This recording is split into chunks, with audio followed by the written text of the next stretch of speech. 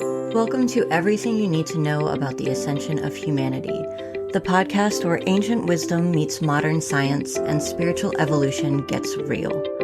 I'm Heather, an energy healer, channel, and spiritual coach with Divine Ascension Company. Each week, we're diving deep into the mysteries of human consciousness, spiritual awakening, and the profound transformation happening within us and around us. But here's the thing. We're not doing this with our heads in the clouds. We're bringing neuroscience, psychology, quantum physics, and cutting-edge research to the table alongside meditation, energy work, and timeless spiritual teachings. Because the truth is, the ascension of humanity isn't some far-off cosmic event. It's happening right now in the choices we make, the awareness we cultivate, and the healing we do within ourselves. Whether you're curious about how mindfulness literally rewires your brain, why shadow work is backed by depth psychology, or what coherence between your heart and mind actually means scientifically, you're in the right place. We'll explore practices like breathwork, meditation, and emotional alchemy, not as abstract concepts, but as tangible tools grounded in both spiritual wisdom and scientific understanding. And here's where it gets even better. In our bonus episodes, you'll hear from real people sharing real stories.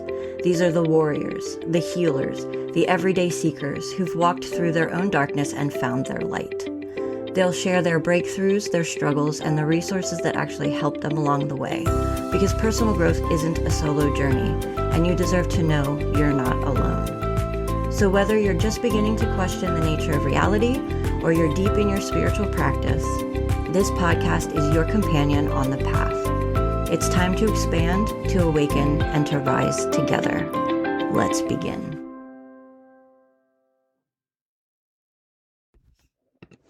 Today's guest pulled the devil card when she was in the 6th grade, decided she was going to be possessed, and promptly put the deck away.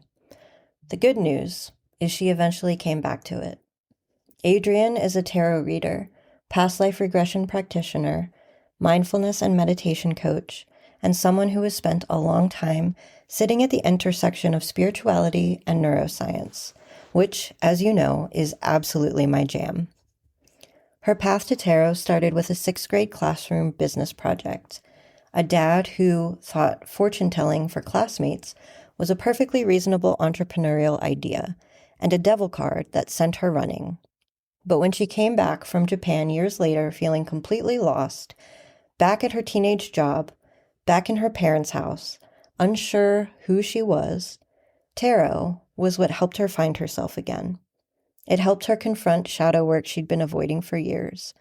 It helped her understand why she triggered the way she did, why abandonment felt so loud for her, and what was actually holding her back.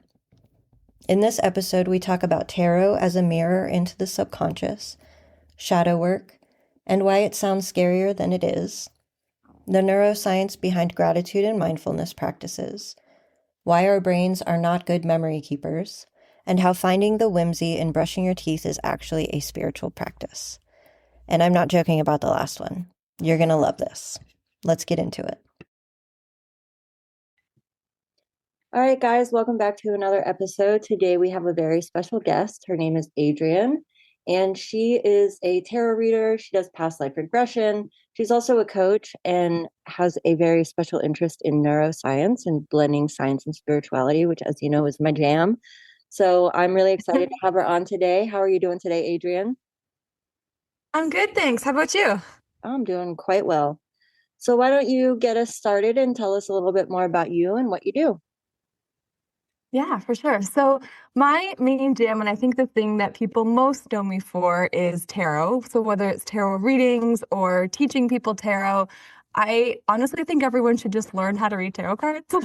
Doesn't mean that everyone should learn to read for other people, but it's such like a powerful tool to tap into your own subconscious and to like figure things out in a way that helps you slow down and think it through. Like it's a mirror, right? Like it reflects so much of what we already know, but sometimes we need that push.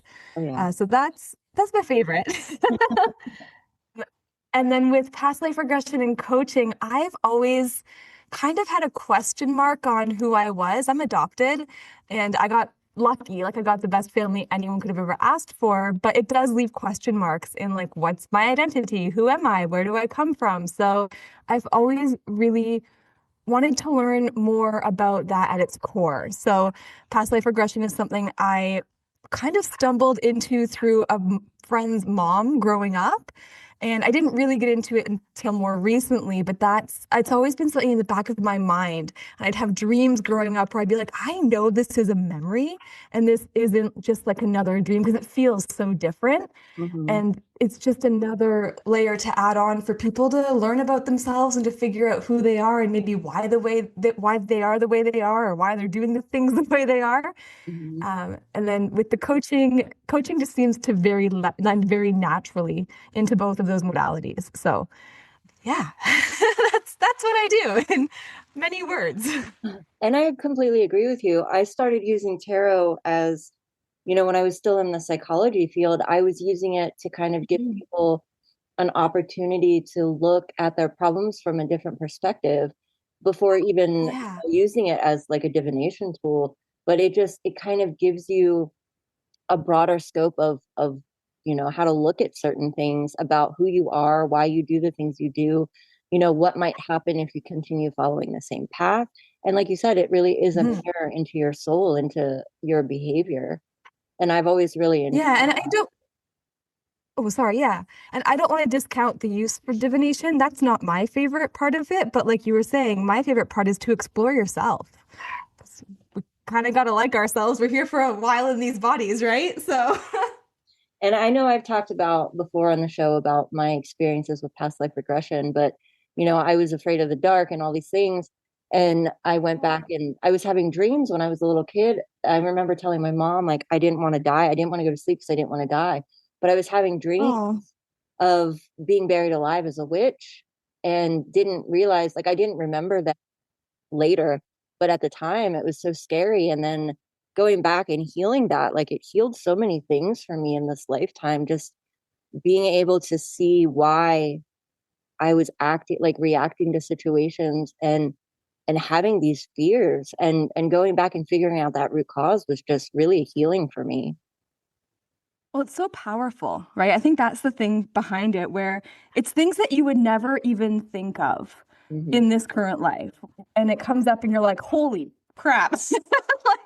Like, where is this coming from? But then it also makes so much sense. So I find that it gives people a lot of peace after they go through it. And, sometimes one session, you do it one time and you get a little piece of it, and you might have to kind of go through different lives to heal different things. But I feel like it can kind of help us, how do I say this, boost where we are now, Hmm. because it's like we're learning all these lessons or we're revisiting these lessons from the past. So it kind of gives us a foot up, if that makes any sense. Yeah, absolutely. So what got you into tarot? I know you've been doing tarot a lot longer than everything else, but like what got you into that? What Yeah. did you have, like a spiritual childhood, or was there a specific experience? Yeah, it's kind of funny. So when I was in sixth grade, my I had the best grade six teacher you could have asked for. He was so creative, and one of the things he wanted us to do was to create a classroom business because he had created this fake currency that we could use to like buy things in the classroom. Oh, that's So I went home because I couldn't think of anything. It's not that I wasn't creative, but I was like, I was very scared of being judged by my classmates and offering something stupid. So I came home and asked my parents, and my dad's like, you should just learn to read tarot cards and tell all of your classmates their fortunes. And I was like, okay, Dad. So he got this tarot deck for me out that he had been kind of dabbling in. He got me this big book and he put it in front of me. And then I pulled the devil card and it scared the living daylights out of me. I had seen The Exorcist far too young in life, way too young. Pulled the devil and I thought, oh my gosh, I'm going to be possessed. So that kind of caused me to draw back, but I had known what tarot was obviously from that experience for many years. And I was always into kind of the spiritual stuff, ghosts, the paranormal is really where it started as a kid. Then I got really into reading about demonic stuff and possessions and like all the dark areas. And astrology, crystals. Like growing up, I was always on the fringes of all those things. But when I moved back from Japan, so I'm in Canada now, but I moved back from Japan about 10, 11 years ago, and I was so lost. Like I felt like I had taken a step backwards in life. Didn't really know who I was, didn't really know what I wanted to do. I went back to the job I had when I was a teenager. I went back to living with my parents, and I was like, I'm going backwards in life. Like, what is this? And it was extremely disorienting. And that's when I really found tarot again. And it helped me. It helped me figure out so much. It helped me confront a lot of shadows that I hadn't dealt with for many years. And I know that if it could help me, it can help other people too. Yeah, absolutely. So did the tarot, kind of help you figure out what was next in your life? Because I mean, obviously you don't live at home and you don't have that same job anymore, but what kind of helped you get through that transition period? Well, I think first and foremost for me, it was having something to focus on. So even just learning it, which I made many mistakes on that road too, but even just learning it was something for me to focus my energy, my intention. It was something new. It was something different. It was something challenging because it really does challenge us to think about many different things in many different ways, even mythology and archetypes, things that we've always grown up thinking or believe when we suddenly see it in a card and we're like, wait a second, and you get that aha moment or that new insight. And to me, that's always exciting. Hmm. And it's a never ending learning journey. Like you never stop learning tarot. There's always another layer that you can kind of uncover or a different way of looking at it, which I love. Yeah. But for me, it was like probably the shadow work part of it, where I was like, okay, we need to figure out what's really holding us back here. What's really like, and at some point in your life, you have to be like, all right, we got to shine a light on this stuff. You either sit in the dark with it and kind of wallow, or you're like, I got to get up and do something. And because I was feeling just so lost in my identity, I was like, okay, let's figure out who I am. Let's figure out what's keeping me stuck. Let's figure out what I want to work through and what I don't like. And one of the big things that I always suffered with was judgment from other people, but then also abandonment issues that I didn't know were abandonment issues. And having that light and that, like, oh my gosh, this is why I have such a trigger or why I react so strongly to these types of things shown to me through the cards really helped me process, realize, and kind of move through a lot of the blockages that I suffered from. That's amazing. So I want to kind of like you mentioned shadow work, and I've briefly touched on this, I think, in a few episodes, but we never really Mhm. like dove into that. And so I kind of want to ask you, and you don't have to share if you don't want to, but what was your Yeah, first explain what shadow work is to you, and can you share like what your experience was with that? Because I think a lot of people don't understand what for that sure. really means, and it sounds very Oh, daunting. totally. So It sounds scary, right? Because you see uh, shadow and you think, oh no, thanks. I want to be in the sunlight. And I get it. And I like that you said to me because maybe this isn't the absolute best explanation, but the way I always see it is like we all have sides of ourselves that we don't love. We have flaws, we have habits, we have beliefs, and it's sometimes easier to pretend they don't exist or that they're not part of us. But the shadow work is really confronting those shadows. And they might not all be bad things, but it's just the things that we avoid, that we try to put a mask on, that we walk away or hide away from. And by confronting them, we actually make them part of us. And when they become part of us, they actually empower us more than they hold us back. And I think the fear is always like, well, if I confront this, I'm going to get more stuck. And you don't. You get more freedom on the other side. But it's uncomfortable because who likes going through the darkness? exactly. And I just did a thing the other day about spiritual bypassing and like how you see so Mhm. much stuff in the spiritual community about light and love, everything's light and love. Well, yeah, but that's only Yeah. one side of the coin. Like the other side is the shadow. Like we are very like the yin and yang symbol, we have the light and the shadow, and we have to integrate both of Totally. those to really be a whole person. Just like you balance the divine masculine and the divine feminine, you have to balance your lightness Yes. and your darkness, and you really can use it to empower yourself, because once you have that level of self-awareness, you really can react to situations in a very different way. You can have a better understanding of Mhm. who you are and why you react to things. And I think that the shadow work side is so important, and a lot of people gloss over it because it does sound scary, but it's such an important part of the journey to really become, a whole version of yourself and really know who you are deep down. Yeah, I agree 100%. And I think you're right too. Like it sounds scary, so people shy away from it. And some of the time, yeah, it's really uncomfortable, but it's not like you have to go through it all at once. You can do it little by little, like baby steps, Hmm. right? So that it's not so overwhelming because the longer you run from it, the more it actually eats you up inside, is what I've found. Yeah, absolutely. Just like anything else, any of your Even if, wounds and yeah. traumas, yeah, they really do. And if you're trying to pretend it's not there, well, that's not authentic either. Mm-mm. Nope. And it's just And gonna, we all have them. And I think, sorry, yeah. no, go ahead. I was gonna say we all have them, so I think it's worth bringing that to light and to recognize that no one's coming incarnating on Earth being perfect. Like that's not why we're here. Right. We're here to learn and to figure things out and to find new ways of being and to elevate ourselves. We're not here to be like, oh, I know all the answers. Like, let's just live, you know? Mhm. What would be the point?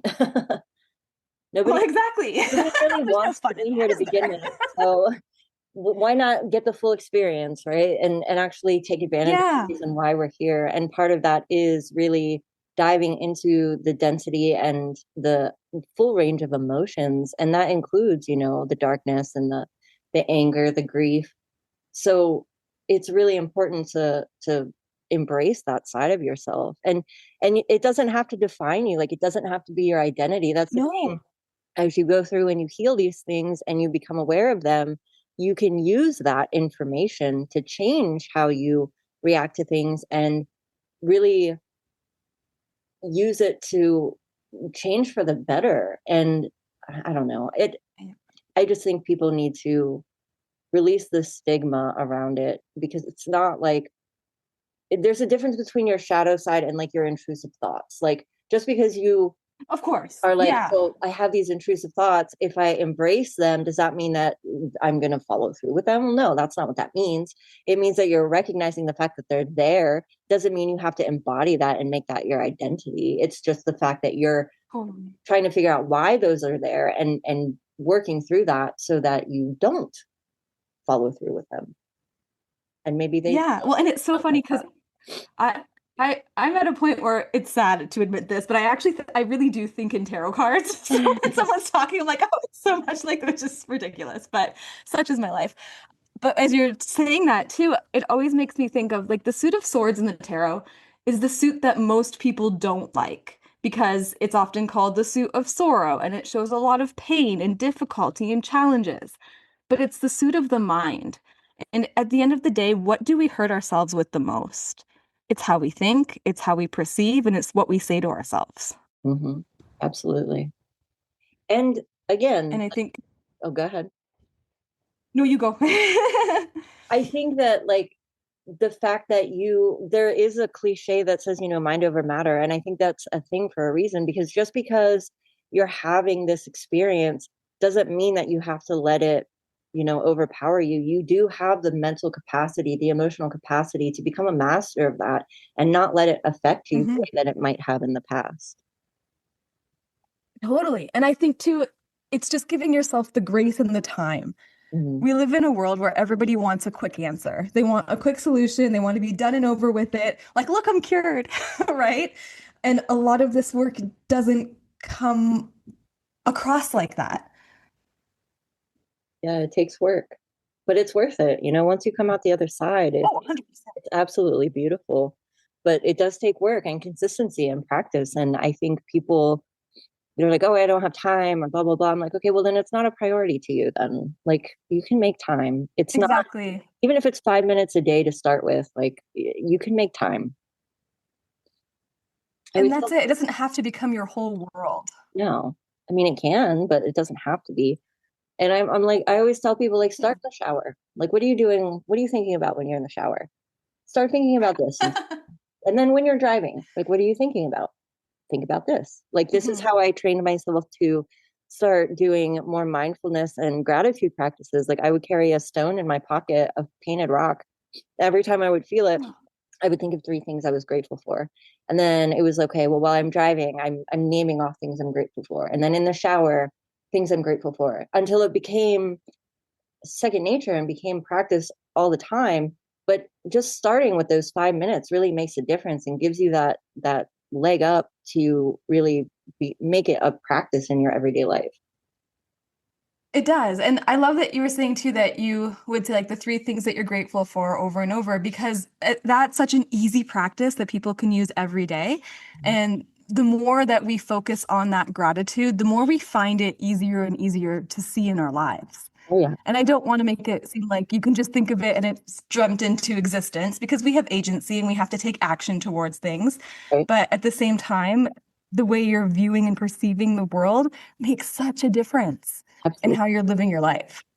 And that's how you build new neural pathways. Like there is science Yes. behind that, because when you start focusing your attention and your energy on finding things that make you happy and that you're grateful for, you actually build new neural pathways and you start to see more things that bring you joy, that are full of beauty and that you're grateful for. And so you're really retraining your brain on what it focuses Yeah. on, and that's how it becomes part of who you are. I think that's so powerful too because so many people don't realize how autopilot our brains actually are. Like I think many people think they're in control. And for a lot of the part we're not because we have these programs in our brain that just run on autopilot so that we can get through the day. Like that's why even when we're looking at things, our brain is filling in the gaps. We're not necessarily seeing it for exactly how it is in, I guess, whatever reality you're living in. But I wish more people would want to explore that connection because once you understand even a little bit of it, you can start using it to your benefit. And that is so exciting. Oh, absolutely. And that's the thing, like the I talk about, I wrote an article about this not that long ago, but about being mindful and how time is not linear and everything in the past Mhm. and the future exists only through your perception of it now. So if you're looking at a past memory and you're like, oh, this happened, that happened, this happened. Well, you're looking at it from a perspective or a lens of where your emotional and mental state is at this time right now. So it Mhm. filters and actually puts a lens over those memories. And so when you train your brain to really shift into that sort of mindfulness and gratitude shift, you actually have the ability to control how you remember those memories, because you could look at something that was terrible that happened to you. And at the time, it was so terrible. And it's like, oh my God, why is this happening to me? But then once you have these Mhm. perspective shifts and you look back, you're like, okay, what was this trying to teach me? What did I learn from it? How did it improve my life, instead of looking at it as just a negative? So you really do have that mental capacity and that power to really change how you Mhm. perceive your world, which will in turn change how you experience your world. Yes. Well, and I think we have to remember too that our brains actually aren't great memory keepers because it's trying to store so much information that it generally does like to group like memories together. So it's like, well, this is like this, so I'm going to put it in this bucket. And Mhm. then over time, they mix together and they're not quite what actually happened. Yeah, that's And why have you don't use become too eyewitness of, testimony anymore in court, because it just, it's hard to remember things exactly as it happened. yeah. And you don't, again, it's all through a filter. That experience, even while it's happening, is through the filter of your mental and emotional state at that time. So as you Mhm. grow, as you change, your perception of those memories changes with you. It does. And I think a large portion of how it changes is really up to you as well. Oh, 100%. 100%. And if more people could embrace that power, I feel like more people would be happier. 100%. I really do. And that's in the program that I created, like mindfulness and gratitude are step number one and step two, because it really is the foundation and the basis of, if you want to look at your spiritual journey from a very practical sense, those two little shifts in your everyday life can open up your consciousness and expand things in such a way that all of this, everything else will just flow so much easier. And I really do think that they're so important for changing your reality and really experiencing your life in a different way than maybe you have been before. I think so too. But I do also think people need to realize that sometimes it's not a big shift that just happens overnight. Yeah. Like sometimes it's a lot of little shifts that add up. Mhm. And I think that's a really important piece to keep in mind. Because like if your day is feeling the same day to day to day, if tomorrow is, let's say, 1% better than yesterday, isn't that still improvement? Like, isn't that still worth fighting for, continuing to explore? Absolutely. I 100% agree. And it does take, like I said, it does take practice and consistency. Like I had to have little, because I'm ADHD, so I'm a very out of sight, out of mind person. So I'll be like, okay, I'll write myself Mm-hmm. all these notes and be like, gratitude journal or my kindness calendar, or like remember to do these things. But I actually had to have a physical reminder with me, which is why I carried the rock. Or at one point I had a little hair tie that had a big ribbon on it. And so when I would see Oh, it, I would remember, like, okay, this is my trigger to start thinking of things I'm grateful for, or to start being more mindful and paying attention to what I'm experiencing in my body, or what I'm seeing, what I'm hearing, and really getting into that, like being aware of my body, talking to my body, my intuition, and what was happening around me versus being lost in my train of thought all the time, and really living in that yeah. moment. But it took time. Yeah, I get that. Mm-hmm. It does. It takes time and practice and consistency. I'm a sticky note person. So I have sticky I notes have them everywhere. everywhere. They're fun, they're colorful, I like that part. And again, I think going back to tarot, that's why it helps too, because that can be a catalyst or a reminder. You pull that card and you think, oh yeah, that's what I need today. That's where I need to focus my energy, my intention. That'll help me get through whatever it is I'm stuck on. Yeah, absolutely. So why don't you go ahead and tell us more about your services and what you're doing with yourself now if someone wants to find you for a tarot reading, or I also want to hear a little bit more as you go through this about you said you were a mindfulness and meditation coach. And so I kind of want to have you Yes. dive into that a little bit more as well, because I think that's also really important. And that's the newest modality to me. And honestly, I did like the mindfulness and mindful meditation teacher training courses, stuff, whatever, mostly because I found it interesting and I thought it would be good for me. And I'm always the person who's like, let me try it first. Let me see how I feel about it. And if I like it and if I think it helps me, then I know there's someone else out there that is going to benefit from this. Right. And I don't think we benefit as a society, as a community, as people by gatekeeping or keeping things to ourselves, right? Like if someone could benefit, why the heck not? It's so exciting. But for me, I love meditation. So I worked really hard this past summer to build a meditation practice because I have never formally been diagnosed with ADHD, but I definitely have that kind of brain where I just go from one thing to the next, have a very hard time focusing, have a very hard time staying consistent. And if something is not fun, I will not do it. Like huge resistance. If I'm not enjoying myself, not into it, probably not going to happen, which Right there with maybe you. isn't the best way to be, but hey, at least I know that, right? Hey, being self-aware. Yeah, exactly. But the meditation, once I started doing it, I just felt so much more grounded, so much freer in a way. I have often been plagued with like racing thoughts. I would not be able to fall asleep at night because I was so stuck in my head, telling myself stories.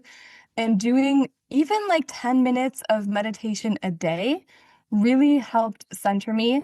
It helped me stay off my phone more because I think we are on our phones a lot Mm-hmm. and maybe we shouldn't be as much as we are.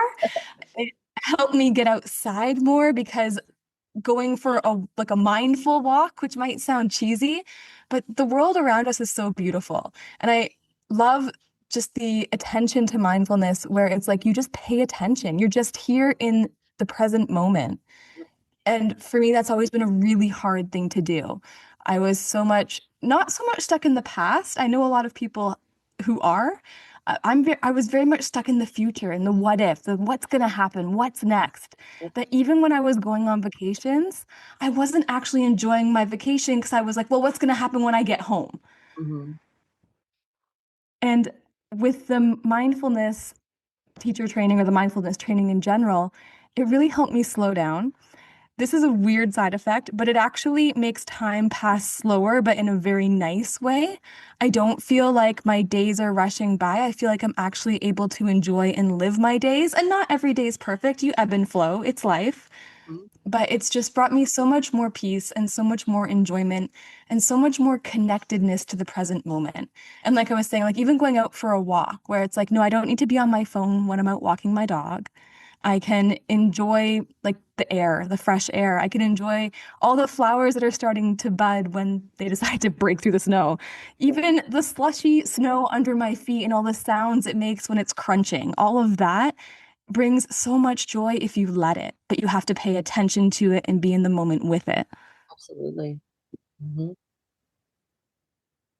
And I feel like you were saying like people could so benefit from it because it really just makes you feel more peaceful and happier. And I want people to be here living lives they actually want to be living. And that's not to say that we sometimes don't have disappointments and upsets and strife, because that is all part of the human experience. But we can have moments of peace and enjoyment and happiness, and they can be the ones that we carry with us and that we actually experience in the here and the now. And I just find that so much more meaningful. Absolutely. I 100% agree. Absolutely. Yeah. And it just helps you to slow down and connect. And I think in a world that feels like it's rushing by us all the time, Mm-hmm. that can just bring you so much inner peace. I call it vacation brain. When you can slow down, I love that. and actually enjoy things, and like your day becomes more fluid and it's not rushing, where you actually, I mean, it might not feel like vacation because it's your everyday life, but it really gives your mind the opportunity to slow down and really enjoy each step of your day rather than worrying about, what's coming next. And I think it does, though, help. It's like, I know it's like even if you're going through the everyday routine of things, I do think it does help you find a little bit more beauty or whimsy as well in your life. And for me, it also encourages me to do more things just for the sake of doing them because I want to try it. A lot of the time before, especially, I'd be like, well, I'm not going to bother because I suck at that. Like, I don't know how to do that. I'm going to suck at it. Why even bother doing it? But with the mindfulness, you're like, okay, well, what does this feel like? Let me see. It's more of an experience, if that makes sense, than like I have to be good at this. Mm-hmm. And approaching it from a sense of like, I want to experience this takes a lot of the resistance for starting something new or trying something different away. Yeah. And it's funny because, like you said, even when you're doing like your mundane tasks, like finding the whimsy and stuff, like I'll let you in on a little secret. This is one of the, like part of what I'm going to be talking about next week in my challenge, which will be over by the time this airs. But finding the whimsy and the divine in everything that you do. Like when I brush my teeth, I send love to my teeth, and I literally imagine my teeth having a bubble bath and having fun in a bubble bath as I'm scrubbing them with the toothpaste. And then they do, like when I use my mouthwash, like they do a little like swishy swish dance. And it's like it's finding ways to enjoy the little things and really being present in and focusing in on what you're doing and making it fun. Yeah, I love that. I'm going to try it tonight now. You know that. Yeah, even when We're having a bubble bath, guys. I love it. That's so cute. I bless exactly. I bless my water, and I just make it a fun experience. And I bring the divine, I bring source energy into all of it. And I just, it just making it fun. Like who likes brushing their teeth? Nobody. It takes a few minutes, but it's just a boring, routine, mundane activity. But when you really bring that whimsy and that fun into it, it really changes the whole experience. Well, and then it also makes it something you kind of look forward to. Mm-hmm. Yeah, absolutely. And that, again, just cuts down on the resistance to actually doing the things you need to do and living your life. Mm-hmm. Yeah, For because me, it's always tea. I always go back to tea. Anything enjoyment for me is like, oh, there has to be a nice cup of tea. But those mindful moments, whether you like tea or coffee or water, it doesn't matter. But just like pouring it into the cup and choose a cute, fun cup to use and watching the bubbles and I use cream in my tea. People will come for me for that, but whatever, I do it. Watching the colors mix together, like all of that can just give you those moments of getting out of the busy brain and into right where you are. Absolutely.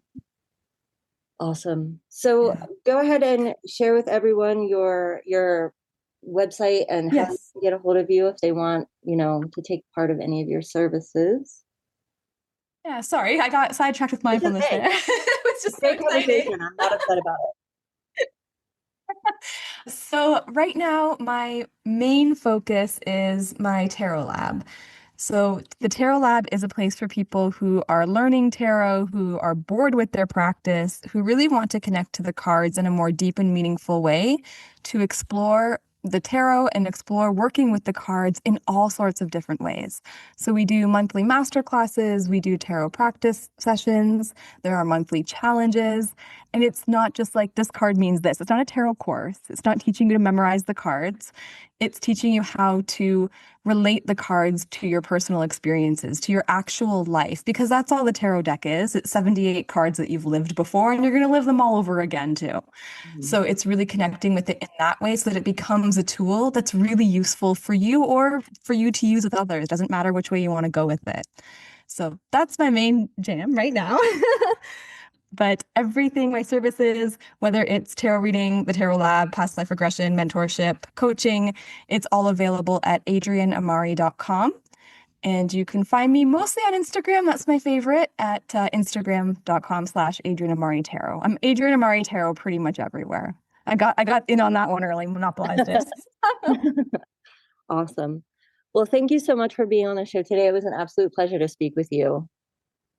You too. Thanks for having me. This was really fun. And I really like just the chill conversation because I think we need more of this in this space, in this community. It doesn't have to be difficult. It doesn't have to be regimented, more honesty. So I love that you're doing this. Oh, thank you so much. Maybe we'll have you back on the show again. Yeah, anytime. I'm always up to chat. If you're ready to stop surviving the ascension and start actually moving through it with a map, the Self-Spirit method was built for exactly where you are. And if you want a little taste of what that might look like, my book, Becoming Divine, is now available. It's the foundation, the framework, and the permission slip all in one place. Find the program and the link to purchase the book at divineascensionco.com. You were never meant to figure this out alone. I'm here. Let's do this together.